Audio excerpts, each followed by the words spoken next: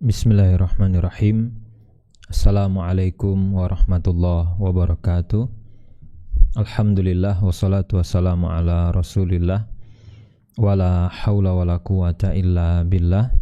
Allahumma allimna ma yanfa'una wanfa'na bima 'allamtana wazidna ilma.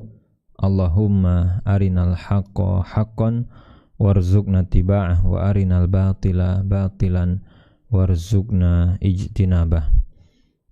Kaum muslimin dan kaum muslimat rahimani wa rahimakumullah.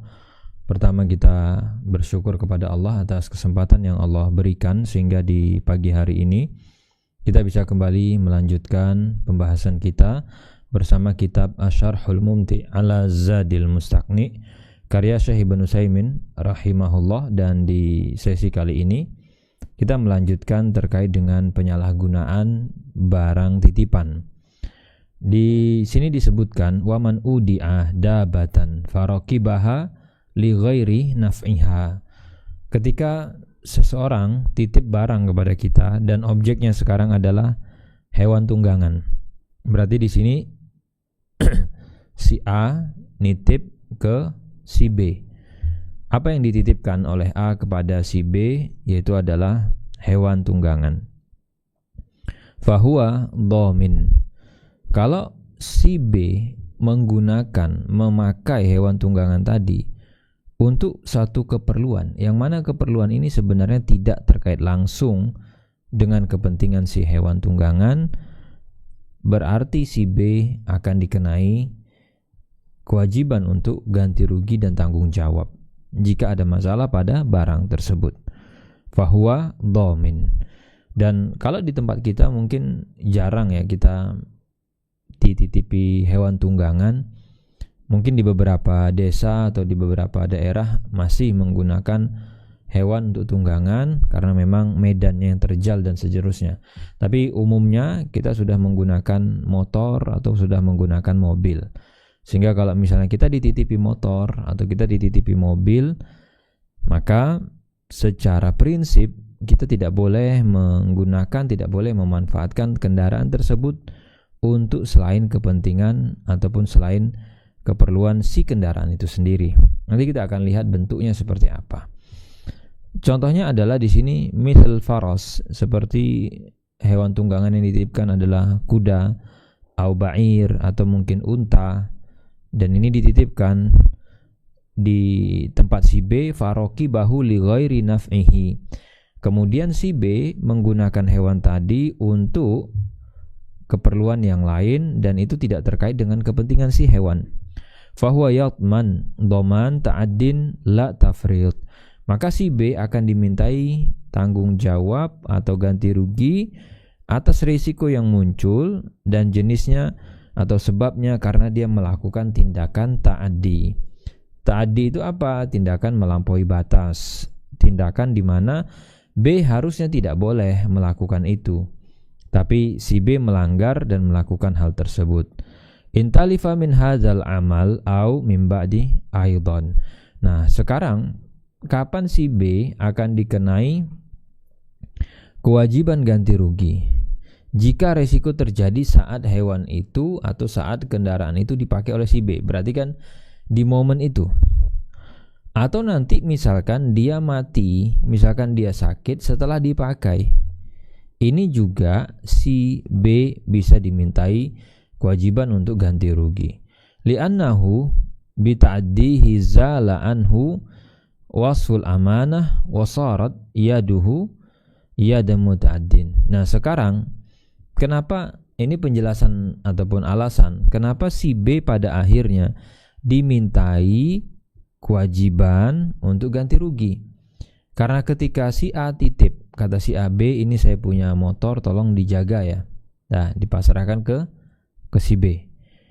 Harusnya posisi si B itu tugasnya cuma satu, menyimpankan motor tadi, menyimpankan hewan tunggangan tadi. Itu saja perlakuannya. Begitu si B melakukan aktivitas, dan aktivitas ini sebenarnya melampaui batas.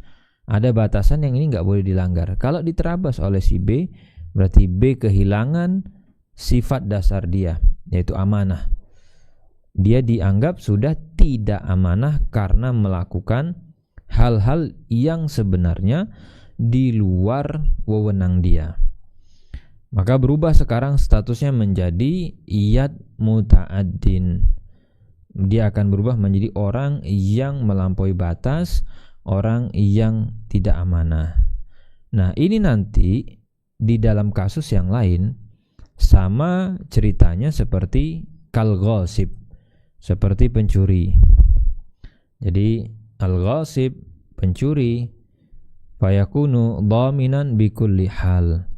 Jadi si pencuri tadi ya dia mengambil hak orang lain tanpa izin, maka status si pencuri adalah iyad muta'addin, atau dia tidak lagi disebut sebagai iyad amanah. Nah, sekarang pertanyaannya, bagaimana jika si maling tadi merusak barang, entah disengaja atau tidak disengaja? Apakah dia tetap dikenai ganti rugi? Jawabannya iya. Makanya orang ketika sudah kehilangan status iyad amanah itu didapat dengan cara apa? Mendapat izin dari pemilik. Ini barang saya, ini mobil saya, silakan kamu jaga, silakan kamu pakai. Itu berarti kita mendapat izin dari pemilik. Status kita orang yang dikasih amanah, makanya namanya iyad amanah, orang yang dipasrahi dan dapat amanah. Tapi kalau maling tadi kan dia tidak mendapat izin dari pemilik, dan bahkan ketika dia mencuri dia sembunyi-sembunyi, tidak ada konfirmasi. Yang terjadi adalah dia iyad dhamanah. Setiap ada masalah pada barang, enggak mau tahu, itu urusan kamu. Sehingga kalau dia mencuri, kemudian barang curiannya dicuri lagi oleh orang yang lain, oleh maling yang lain, maka pencuri tadi tetap harus ganti. Enggak boleh dia berlepas diri dengan mengatakan, barang itu tidak saya yang menikmati, barang itu dicuri lagi dari tempat saya. Yaitu urusan kamu dengan pencurinya sana. Yang jelas kamu ngambil barang kita tanpa seizin kita, berarti kamu harus ganti.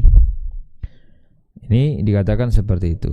Jadi lam yata'adda wa lam yufarid sa'an talifa syai' binafsil amal au bima ba'dahu. Fa hadza rajulun masghuf bi rukubil khail, wa udi'a farasan faja'ala kulla yawm yusabik alaih. Ada orang itu kadang lagi demen-demennya naik kuda, pas lagi semangat-semangatnya, karena ada momen-momen tertentu, misalnya orang baru bisa berenang, semangat mau berenang. Orang baru bisa misalkan memanah, semangat sekali dia mau latihan panah. Termasuk ada orang misalkan baru-baru bisa naik kuda, baru ketemu tuh feel-nya enak naik kuda, dititipin kuda sama temennya. Apa yang terjadi? Karena dia lagi suka-sukanya naik kuda, akhirnya setiap hari dipakai tuh kudanya, dipacu sana kemari setiap hari, atau ditunggangi untuk hal-hal yang sebenarnya tidak perlu dan tidak terkait langsung dengan kepentingan si kuda. Dan nanti kalau ada masalah, ada resiko pada kuda, yang tanggung jawab adalah si B tadi atau pihak yang dititipin.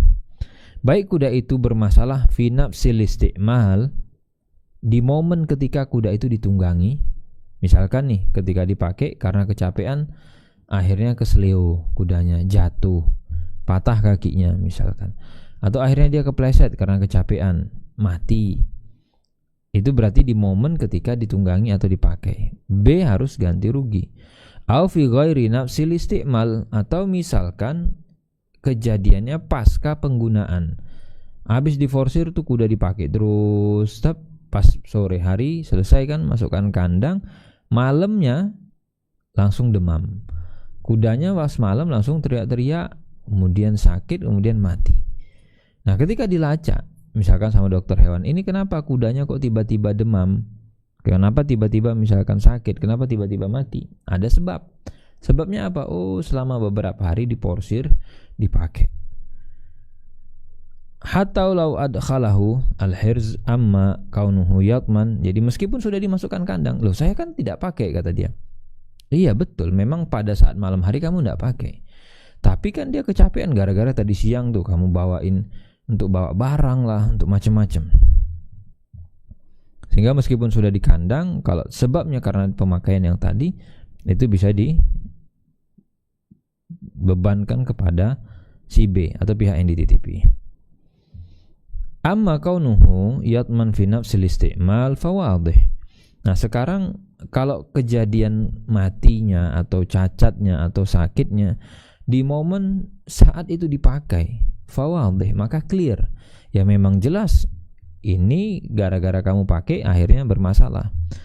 Wa amma kaunuhu yatman ba'dahu fali'annahu bisti'malihi. Dan alasannya kenapa? Kalau untuk dia yang sakit tadi kudanya setelah pemakaian, ya di sini ditegaskan karena penggunaan B, makanya nanti menimbulkan efek dan posisi si B sorot yadu ghair aminah.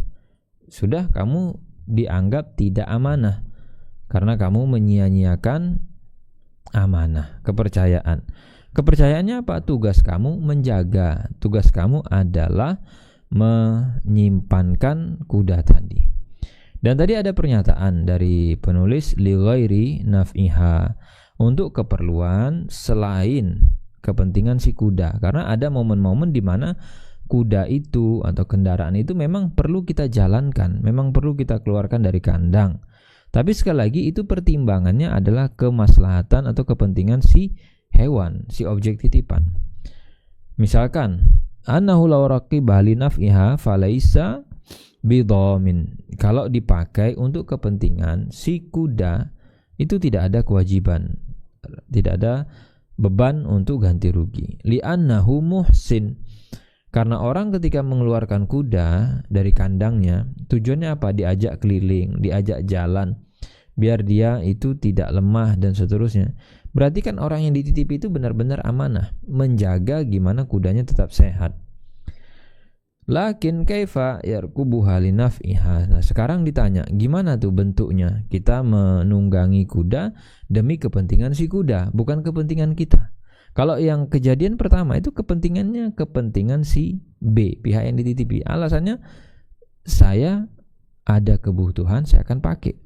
Kalau di sini enggak, justru pendorongnya karena si kuda. Kata si B atau pihak yang dititipi, kalau kamu nggak butuh diajak jalan-jalan, saya juga males, ya biar aja kamu di kandang. Kalau kamu tidak butuh ditunggangi, tidak butuh diajak berlari, ya saya akan biarkan kamu kok di kandang. Tapi karena kamu butuh, maka terpaksa saya keluarkan, terpaksa kita ajak gitu. Contohnya mana? Liyadhabiha ilal ma la tashrab atau yurawiduha. Jadi dibawa kemana misalkan, ayo kita ajak ke tempat makan misalnya, atau diajak untuk kemana, untuk dikasih minum misalnya, dibawa ke sungai, atau misalkan ya walaupun bisa kan kalau minum itu bawa aja pakai timba kasihkan ke kandang bisa, tapi untuk kepentingan dia misalkan untuk dijinakkan, jadi dalam proses penjinakan sehingga dia karena berinteraksi dengan manusia dia tidak jadi liar. Li'annaha, kalau memang kita nanti biarkan dia di kandang, dia ngerasa bosan.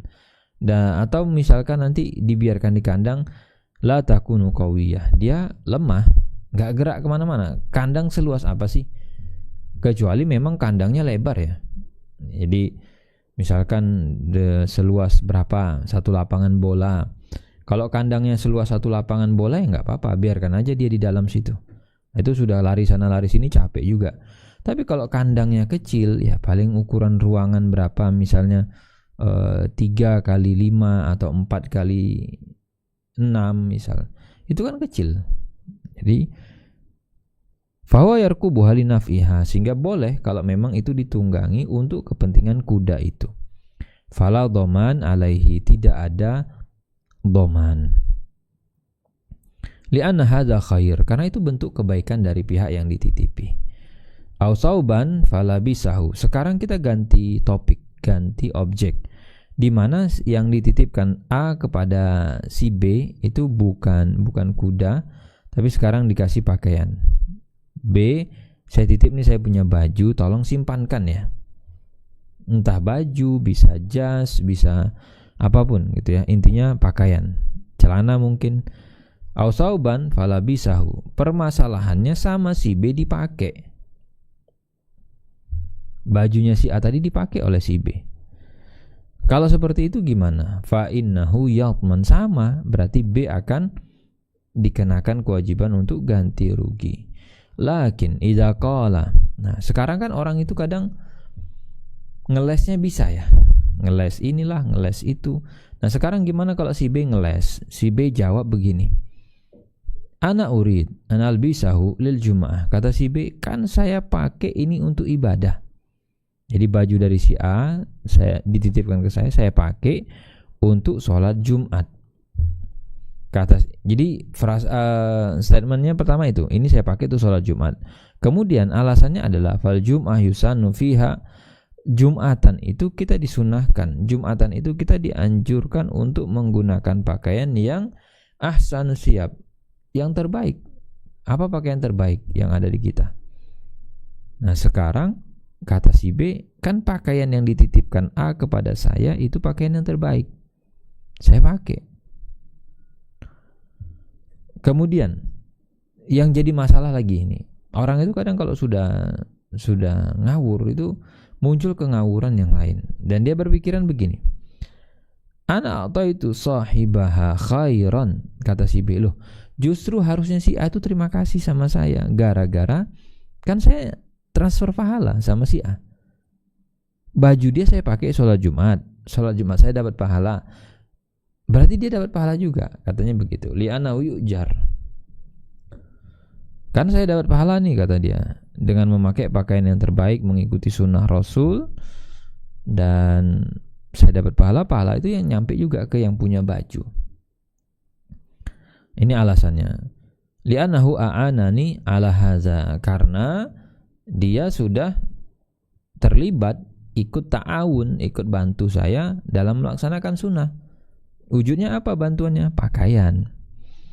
Fanakul anta tujar, kata Syekh Utsaimin di sini disebutkan, bentar gitu ya, kamu tuh gak dapat pahala. Waman qal, siapa yang bilang, siapa yang ngasih tahu kamu kalau kamu itu dapat pahala? Innaka tujar bisimali mali ghairika, itu tuh siapa yang ngasih tahu kamu gitu loh. Kamu tahu tuh dapat info dari mana kalau ini barang orang nih, kamu pakai tanpa izin, terus kamu dapat pahala gitu. Itu tuh dari mana? Dasarnya apa? Kata saya, hada zulmun, itu kan kezoliman kamu, dan gak ada ajar untuk kamu. Fala ajr lak. Wa idza batala ajruk, kalau pahala kamu batal, tidak dianggap, ya berarti yang punya baju juga tidak dapat. Karena pahala yang punya baju itu far'un, turunan dari pahala yang kamu dapat. Pahala kamu aja bermasalah nih, gara-gara kamu pakai barang punya orang. Jadi jangan nanti sama kan, nanti ini cara berpikir yang ngawur ini bisa diterapkan kepada yang lain. Contoh misalnya, ini kan tadi dia dititipin ya, ada pegang. Misalkan dia nyolong, apa yang dia colong? Misalkan dia nyolong uang orang, atau dia masuk ke tempat-tempat penyimpanan harta, dicuri sama dia. Habis dicuri diwakafin, habis dicuri masukkan ke kota infak, habis dicuri nanti dikasihkan ke fakir miskin, ke yatim dan seterusnya. Dia bilang, alhamdulillah, saya berarti sudah berbuat baik karena saya membantu orang-orang yang punya duit, yang malas sedekah. Dapat tuh pahala dia. Dia dapat pahala, saya dapat pahala. Boleh begitu? Gak boleh. Karena kita jadi maling nanti. Jadi untuk kebaikan silakan, tapi diwujudkan dengan cara yang baik. Fa in qala innahu labisahu li alla. Nah sekarang bagaimana dengan beberapa pakaian ya, yang dia itu akan digerogoti oleh hewan-hewan tertentu. Misalkan dia kalau tidak dikeluarkan kena angin misalnya, itu nanti mungkin ada rayap, mungkin ada hewan-hewan sejenis yang merusak baju.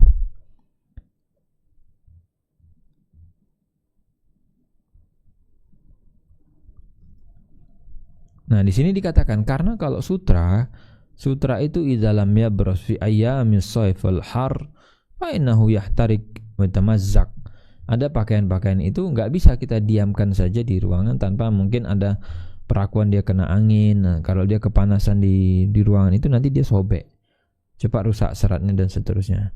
Famal jawab nakul yumkin antukhrijahu tansyuruh biduni labs. Jadi bisa kok kalau memang tujuannya tadi, motifnya tadi adalah merawat, Bisa nggak kita ngerawat baju tanpa dipakai? Itu bisa nggak? Bisa kan? Caranya gimana? Keluarkan. Kalau dia butuh dijemur, jemur. Kalau dia butuh kena angin-angin, letakkan di tempat yang terbuka dan ketutup, ada atapnya misalkan, sehingga angin kena. Bisa nggak? Bisa. Itu tujuan kita merawat si baju. Izan, kesimpulannya tadi di sini, kalau memang kita dititipin pakaian lalu kita pakai, maka kita akan kena ganti rugi. Baik nanti rusaknya baju karena dipakai atau rusaknya baju pasca dipakai. Apa contohnya rusak baju pasca dipakai? Ketika mau dicuci tanpa sadar, ternyata misalnya saat dimasukkan ke mesin cuci dia kecantol misalkan kancing baju dari pakaian yang lain, atau kecantol misalkan gantungan pengait celana. Ini koyak bajunya, ganti rugi nggak? Ganti rugi. Coba kalau nggak kamu pakai, berarti dia nggak kotor. Kalau dia nggak kotor, nggak perlu dicuci. Tapi gara-gara kamu pakai, dia kotor dan perlu dicuci, jadi sobek.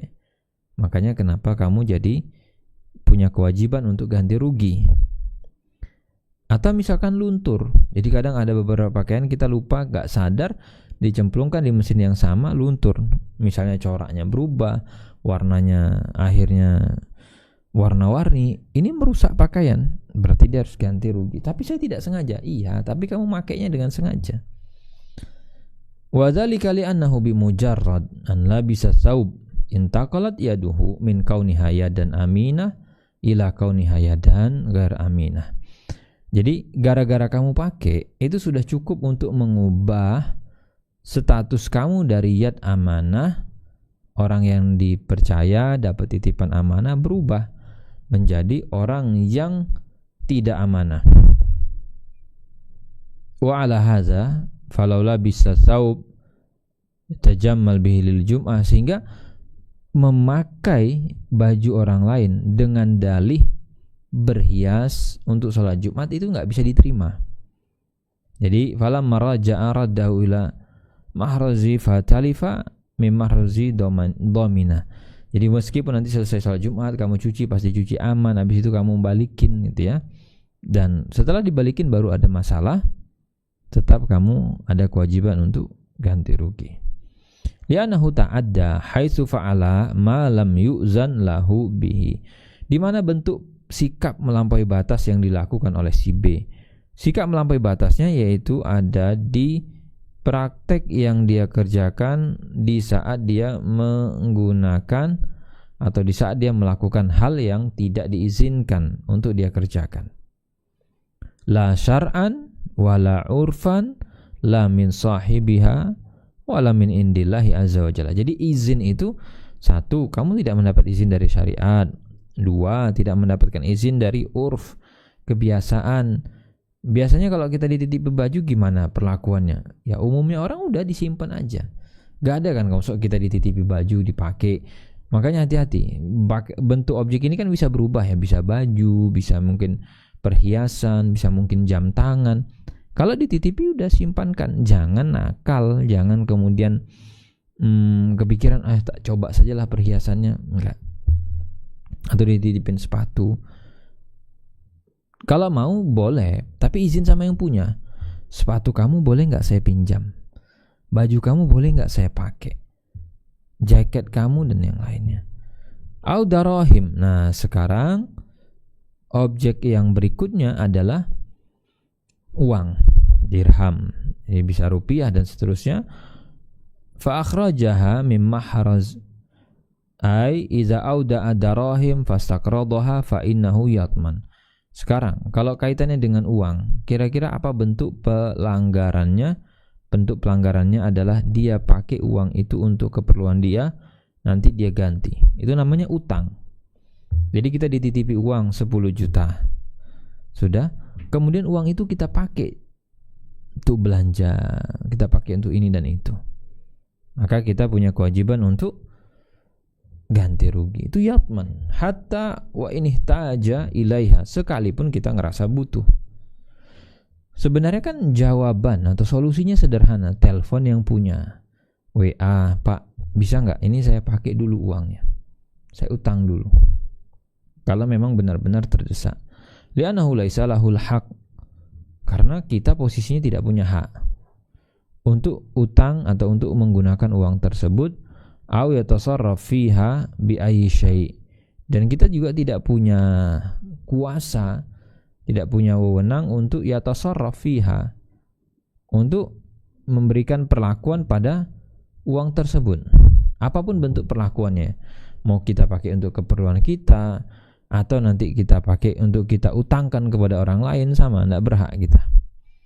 Hatta law ba'a aw ishtara fa huwa dhamin, termasuk tadi kita gunakan untuk belanja, nggak boleh.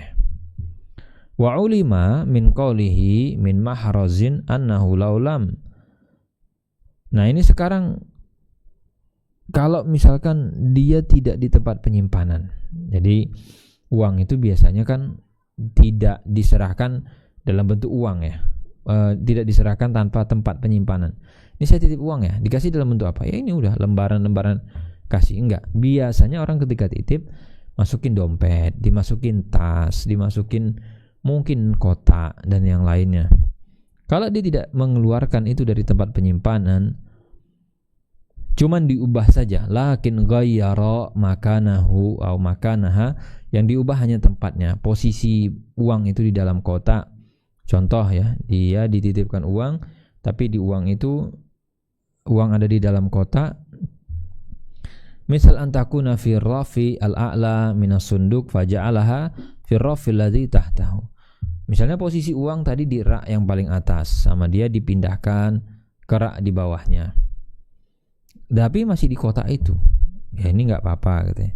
Aw kanat fi rafi al-adna faja'alaha fi rafi alladhi fawqahu was sunduk wahid. Atau sebaliknya, dia awalnya uang di bawah, dinaikkan rak ke atas atau rak yang bagian atas, dan masih di dalam satu kotak, itu enggak apa-apa. Fa idza akhrajaha litanzifis sunduk summa nasiya. Sekarang kalau tempat penyimpanannya itu perlu dibersihkan, sehingga akan ada aktivitas membersihkan tempat simpan uang tadi. Litanzifis sunduk summa nasiya wa baqiyat kharijas sunduk summa suriqat. Dikeluarin tuh uangnya karena dia mau bersihin kan, ditata, habis dibersihin ternyata ada yang kececer, ada yang dia kelupaan, dan kemudian dicuri orang. Dalam kasus semacam ini itu ada kemungkinan dua. Kemungkinan pertama, yahtamil annahu yatman, ada kemungkinan dia dimintai ganti rugi. Alasannya apa?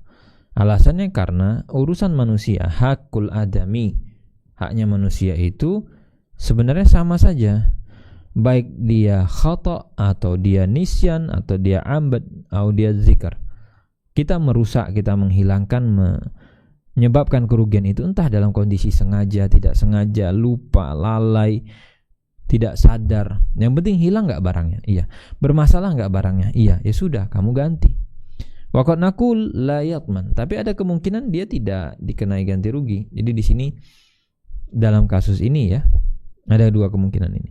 Li'anna hadza fi urfin nas la yu'addu mufarrid.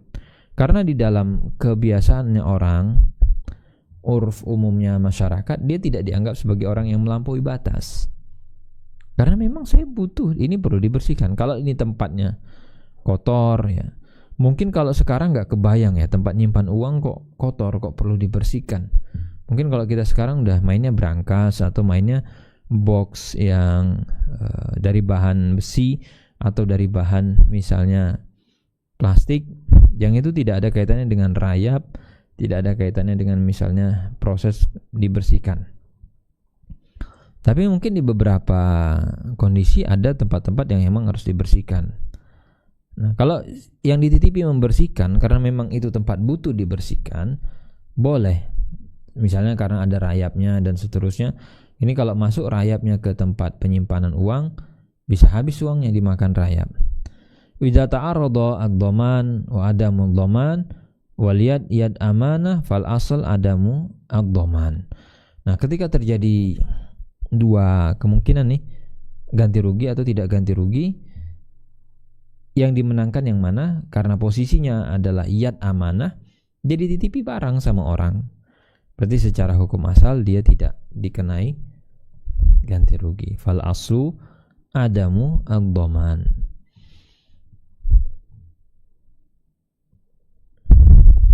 Qauluhu summa raddaha ya'ni fayatman law ukhidat minal hirz. Nah, sekarang kalau dia kembalikan, jadi dia tetap ganti rugi meskipun dikembalikan ya. Jadi diambil, dikeluarin, terus dibalikin lagi. Wa qad law ra'a al-maslaha fi syira'i sil'ah fa akhraja al-wadi'ah fashtara sil'ah li sahibil wadi'ah min ajli ma yarjuhu minal kasbi fa innahu yatman. Termasuk nanti kalau dia gunakan uang titipan tadi untuk membeli barang yang sebenarnya barang itu untuk kepentingan si A. Jadi dia lihat, oh ini kayaknya susah deh. Tapi kan si A punya uang dititipkan ke saya. Uang si A saya pakai untuk belikan kebutuhan-kebutuhan si A dari uang tadi. Ini boleh nggak? Jawabannya nggak boleh. Kenapa? Karena Anda dalam posisi ghairu ma'zun lahu bizalik. Tidak mendapat izin untuk membuat atau melakukan perlakuan terhadap uang seperti itu. Allahumma illa idza kana qad qala lahu sahibuha in ra'aita maslaha fi bai' aw shira' aw ghair dzalik fatasarraf. Kecuali memang sudah ada pesan dari awal.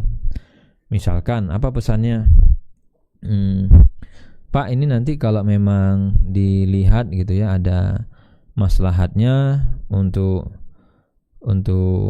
apa namanya ditransaksikan, nggak apa-apa Pak, Bapak transaksikan gitu ya.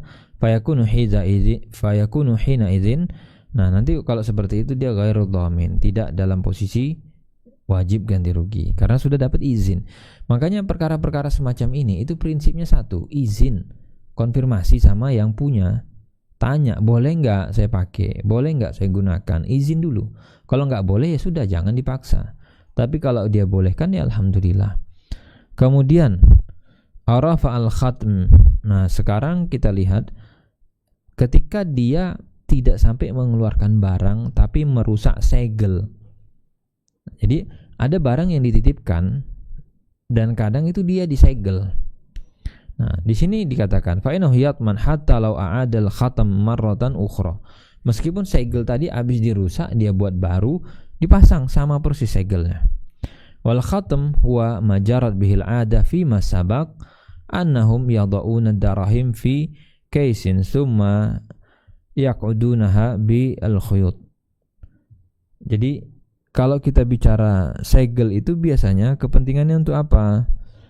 Untuk melindungi tali dalam tempat uang. Jadi biasanya orang dulu tempatkan uang di kantong, habis itu diikat ke tali. Sudah diikat kencang, nanti di bagian tali itu akan dikasih lilin. Makanya di sini dikatakan summa yadribuna ala tarfil khayt syam'an yuzabu finnar wa yusabu ala tarfil khayt. Jadi segel itu bentuknya bisa macam-macam, cuman intinya memproteksi tali tadi, pengikatnya tadi, supaya nanti ketahuan apakah ini segel sudah pernah dibobol atau belum. Ya walaupun bentuknya cuman gitu ya, dari lilin, tapi orang tahu bahwa, atau kadang dipanaskan talinya sehingga ketahuan ini posisinya terkunci. Kalau sekarang kita segelnya apa? Kalau yang model dibuka gitu, biasanya pakai plastik kan. Segelan yang kalau botol tuh ada tutupnya, kemudian ada perekatnya dan seterusnya. Tapi bisa nggak kalau orang nakal itu mengembalikan atau buat segel lagi? Bisa. Tetap bisa kadang, karena itu bisa dipelajari. Nah intinya kalau si B, pihak yang dititipin tadi, membuka segelnya, kemudian nanti dikembalikan lagi, ini dia tetap ganti rugi. Tujuannya segel apa? Li'alla ya'bas biha ahad, supaya orang nggak main-main, supaya orang tidak mencuri, supaya tidak otak-atik itu simpanan. Fahada insan rafa'al khatm walakinnahu. Nah, sekarang dia itu merusak segelnya, tapi mungkin dia tidak keluarkan, dia tidak ambil, tetap dia kena kewajiban ganti rugi kalau ada masalah di situ. Karena li'annal khatma la syakka annahu aqwa mimma law kanat khaliya minhu. Karena namanya tempat penyimpanan, dia disegel dengan tanpa disegel, secara keamanan itu lebih terjamin, lebih kuat yang disegel. Jadi orang kalau disegel ini ngeri juga mau otak-atik. Sama lah seperti misalkan kita punya koper ya di bandara. Koper kita di bandara itu dikasih gembok tapi yang bisa bergerak, itu kurang aman dibanding kalau digembok, gemboknya kekunci ke satu titik. Kan nggak bisa diotak-atik. Lebih aman lagi kalau misalkan kita bawa wrapping dari rumah, kemudian kopernya kita wrapping. Itu lebih sulit untuk diotak-atik. Lebih aman soalnya. Fa idza rafa'ahu faqad akhalla bi hirziha fayakunu dhaminan. Jadi kalau dia berani bobol itu segel, dia menjadi tangan yang tidak amanah. Di sini dikatakan wa misl khatam al-kufl, yang semisal dengan kufl itu semisal dengan khatam atau segel tadi apa? Gembok. Jadi ada barang-barang yang memang dia dikunci, termasuk kayak berangkas, kemudian tempat simpangan perhiasan, biasanya ada gembok kecilnya atau ada kuncinya. Tapi sekali lagi ada yang bisa bobol gembok, ada yang bisa bobol kunci. Ya itu kondisi sudah di luar keadaan normal ya. Normalnya kalau digembok ya orang nggak akan buka. Fala anahu rafa'a kufla sunduk wala a'adahu fa'alaihi dhaman. Jadi kalau si B sebagai pihak yang dititipi punya keahlian, misalkan bisa bongkar pasang gembok tanpa punya kunci dan nanti dikembalikan lagi gemboknya, tetap dia ada dhaman. Illa idza kana as-sunduk laisa khasan bil wadi'ah, kecuali memang kotak yang dipakai tempatnya tadi itu tidak khusus untuk menyimpan barang titipan, tapi di situ bercampur, misalnya di situ ada uang, auli ghairihi wa ma'aha darahimul mudi, di situ ada barangnya si B, ada barangnya si A, pokoknya campur. Ini ya berangkas saya. Jadi misalnya ini kuncinya kunci berangkas, si B punya berangkas, dia bilang si B, ini berangkas saya, dah perhiasan kamu, barang kamu saya masukkan ke berangkas. Tapi saya akan tetap buka berangkas karena saya butuh untuk akses berangkas ini. Jadi kalau si A meletakkan uang di situ, berarti kan si B bisa punya akses untuk buka berangkasnya. Ini kira-kira kalau si B buka itu ganti rugi nggak? Jawabannya tidak. Karena secara tempat lam yata'adda wa lam yufarid. Si B tidak melakukan pelanggaran apapun. Dia tidak melampaui batas, dia tidak melakukan keteledoran, kecuali memang uang titipan tadi dikunci sama si A. Sudah baru dimasukkan ke berangkas. Kalau kotak uangnya dibuka oleh si B, berarti si B lah yang menjadi pelaku ta'addinya, karena dia melampaui batas. Fadhabit annahu idza azala al-muda ma fihi kamalul hifzi aw asl hifzi fa alaihi ad-dhaman. Jadi kalau si mudanya itu menghilangkan satu kuncinya, segelnya, keamanannya sehingga berkurang, dibongkar, dicoba otak-atik, ya sudah. Ini nanti dia punya kewajiban untuk ganti rugi. Sekarang bentuk pelanggaran yang dilakukan oleh si B selain buka segel ya. Bentuk pelanggarannya adalah au khalataha bi ghairi mutamayyiz fada'a al-kull dhamin. Sekarang si B itu kurang kerjaan nih. Barang titipan si A itu dicampur dengan barang lain yang dia tidak bisa dipisahkan. Artinya barang lain yang sama dengan barang titipan si A. Contoh misalnya anyuda burron yukhalituhu bi burrin. Misalnya si A titipnya gandum, kita ganti saja, selain gandum beras misalnya. A nitip beras ke B, sudah. Kemudian sama si B dicampurlah beras titipan si A dengan barang lain yang sulit dibedakan dengan beras, yaitu berarti beras juga. Contohnya apa? B punya beras titipan A dicemplungkan jadi satu. Ini gimana cara membedakan? Ini beras si A, ini beras si B. Kalau berasnya si A berwarna enak. Oh iya, yang warna hitam beras si A, yang warna putih beras si B. Tapi ini sama-sama putih, gimana cara kita bedainnya? Kalau dilakukan seperti ini, summa doa al-kul, kemudian barang itu hilang seluruhnya, yakni doa makana indahu, jadi barang atau beras tadi hilang, dicuri orang, berarti si B punya kewajiban untuk ganti rugi. Fa innahu yatman. Wa yahtamil an yakuna al-murad biqaulihi fada'a al-kul fi ma idza udi adarahim fa akhrajaha min mahrazin aw rafa al-khatam aw khalataha bighairi mutamayyiz ay annahu raji' lil masail as-salas. Jadi barang yang hilang tadi itu kembali kepada 3 kasus kita. 3 kasus kita tadi apa? Dititipin uang, kemudian uangnya dikeluarkan tuh dari boxnya, dikeluarkan dari brankas. Atau misalkan dia tadi dititipi barang, ada segel, dibobol segelnya. Atau tadi dia dititipi barang kemudian dicampur dengan barang lain. Wa ulima min qawlihi khalataha bi ghairi mutamayyiz annahu la khalataha bi mutamayyiz fala bas. Nah, sekarang kalau si B itu kurang kerjaannya, dia mencampur dengan barang lain yang apa? Yang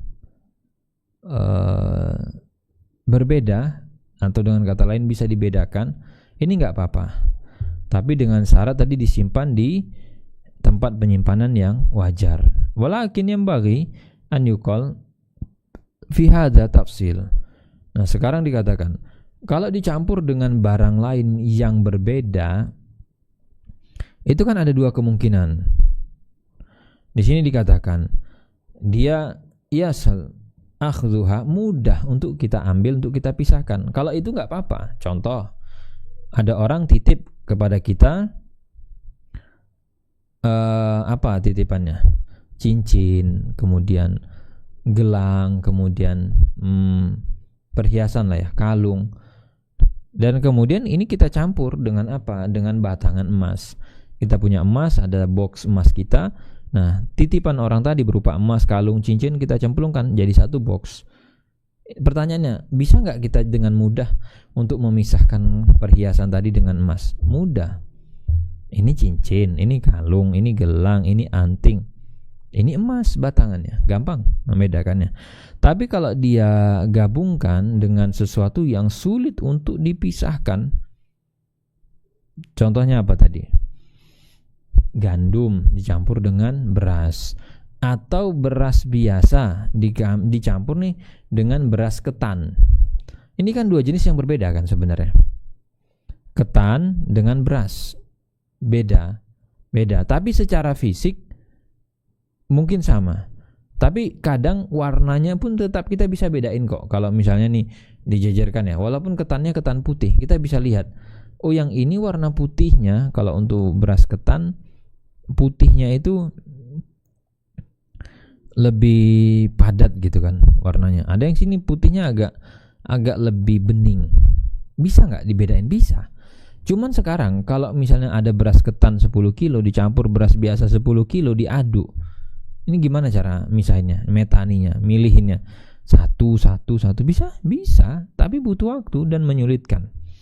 Makanya di sini kalau nanti ada kesulitan, su'ubah, rubbama ya'bah, mungkin orang nggak mau disuruh, coba kamu suruh pisahin deh itu beras biasa sama beras ketan, ya. Wa yahsul bidzalik darar ala tarafain. Ini akan menyulitkan, akan menimbulkan mudarat untuk kedua belah pihak. Siapa coba mau disuruh misahin itu beras ketan dipisah dengan beras biasa kalau sudah kecampur jadi 1. Wa alaihi fayambaghi an yuqayyid mafhum qawlihi bi ghairi mutamayyiz fada'a al-kull ma idza khalata bi mutamayyiz yashul takhlisu min khalitihi. Itu berlaku ya jika dicampur dengan barang lain yang bisa dipisah, hanya saja untuk memisahkannya gampang. Kalau untuk memisahkannya sulit, udah pokoknya kamu ganti rugi. Sulit gimana misalkan beras sama ketan tadi. Wa alaihi fal halat salas, dan di sini ada 3 kondisi, yaitu dia campur dengan barang yang tadi tidak bisa dipisahkan, ini ganti rugi. Misalnya beras dicampur dengan beras gitu kan. Yang kedua adalah dicampur dengan barang yang mutamayyiz, bisa dipisah atau bisa dibedakan gitu ya. Bisa dibedakan tapi susah mau misahinnya. Berarti dia tetap ada kewajiban ganti rugi. Wal mazhab fi zahiri kalamil mu'alif la dhaman alaih. Tapi kalau ikut pendapat mazhab Hambali, di situ dikatakan tetap tidak ada dhaman. Yang penting kan prinsipnya apa? Bisa kamu bedain enggak antara beras biasa dengan beras ketan? Bisa. Ya sudah, berarti tidak ada dhaman. Tidak ada kewajiban ganti rugi. Tapi kalau yang ketiga, kalau dia tidak bisa dipisah kata mazhab tadi, kata mazhab Hambali, baru kamu kena ganti rugi. Nah, di sini yang ketiga yang paling tadi dicampur dengan barang yang itu mudah untuk dibedakan, mudah untuk dipisahkan. Di sini tidak ada dhaman. Seperti tadi dititipin kalung, gelang, cincin, misalnya apalagi anting, dicemplungkan ke tempat emas. Jadi satu dengan emas, jadi satu dengan barang-barang lain, itu bisa dibedakan dengan mudah. Walaupun sama-sama kalung ya, walaupun sama-sama gelang, sama-sama cincin, sama-sama anting, biasanya berbeda jenis mereka. Atau minimal perhiasan itu berbeda model, berbeda bentuknya. Oke, sekarang masuk ke pasal yang baru. Wa yuqbal qaulul mudi fi raddiha ila rabbiha aw ghairihi bi iznihi wa talifa wa talafiha wa adam at-tafrid. Di sini sebenarnya kata Syekh ada 3 pembahasan. Pembahasan pertama yaitu adalah ketika si B idza da'a al-muda annahu dafa'al wadi'ah ila rabbiha. Si B selaku pihak yang dititipi, dia mengklaim dan dia bilang, barang titipan sudah saya kembalikan. Bi an yakuna syakhsun ada insanan darahim summa ba'da hin jaa yutalibuhu biha faqala ini radatuha ilaik fal qaul qaulul muda liwajhain. Jadi kalau si A nitip barang ke B dan B bilang, barang sudah saya kembalikan. Apa yang kita terima? Ucapan si B bahwa barang sudah dikembalikan. Sekarang apa dasarnya? Ini jika tidak ada bukti ya. Ini kita bicara sama-sama tidak ada yang bisa membuktikan. Dasarnya di sini dikatakan yang pertama firman Allah, ma'alal muhsinin min sabil.